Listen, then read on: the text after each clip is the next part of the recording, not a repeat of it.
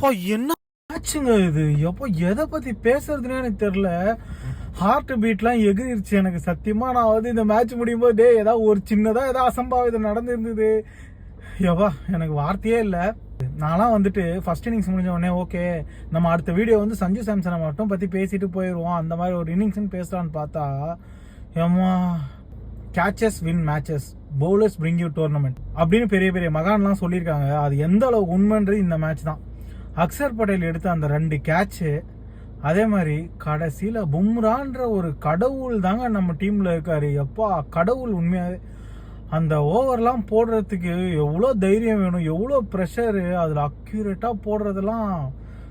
இங்கிலாண்டும் செமையாக கால்குலேட்டாக ஆடிட்டாங்க. அடுத்த ஓவர் யார் போடுவா, நம்ம வந்து கிளச்சு பாண்டியா தான் அப்படின்ட்டு நினச்சிட்டு இருக்கும்போது வந்து போட்ட ஒரு ஓவர், ஒரு விக்கெட்டு, அதுக்கப்புறம் போட்ட ஓவர் சூப்பர் ஓவர். எனக்கு அதெல்லாம் ஒரு பெருசாக தெரில. அந்த ஒரு ரன் அவுட் இருக்குல்ல, அங்கேருந்து வந்து ஸ்ட்ரெயிட்டாக கீப்பர் எண்டு அடிக்கிற ஒரு ப்ரெசன்ஸ் ஆஃப் மைண்ட், அந்த வித்தின் செகண்ட் அவ்வளோ ப்ரெஷர் மேட்ச்சில் பெத்தல் விக்கெட் எடுத்தால் போதுன்னு அங்கே அடித்து அந்த ஃபுல் பவரில் அங்கேருந்து த்ரோ பண்ணுறதுலாம் பெரிய விஷயமே கிடையாது.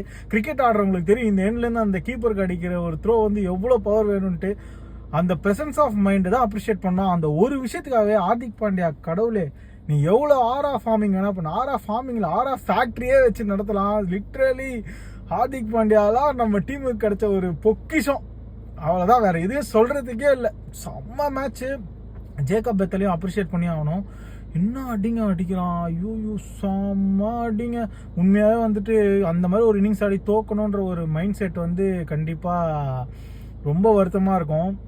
ஆனால் உண்மையாகவே சொல்கிறேன், இங்கிலாந்து வந்து நல்லா கிளப்பி விட்டானுங்க நம்ம இந்தியன்ஸுக்கு. மொத்த மும்பை ஸ்டேடியம் ஆல்ரெடி ஃபயரு. தலை தோனி, ரோஹித் சர்மா ஃபயரில் இருக்குது ஸ்டேடியம். அதில் இந்த மாதிரி ஒரு மேட்ச், பைசா வசூல் மேட்ச்.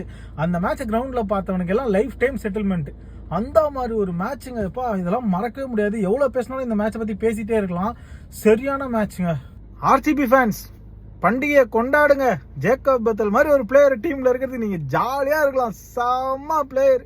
நீங்கள் இந்த மேட்சை எப்படி என்ன மைண்ட் செட்டில் பார்த்தீங்கன்றதை வந்து தயவு செஞ்சு கமெண்ட்டில் போடுங்க, எனக்கு தெரிஞ்சே ஆகணும். நான்லாம் வந்து இதய துடிப்பில் உட்காந்துருந்தேன் நான்.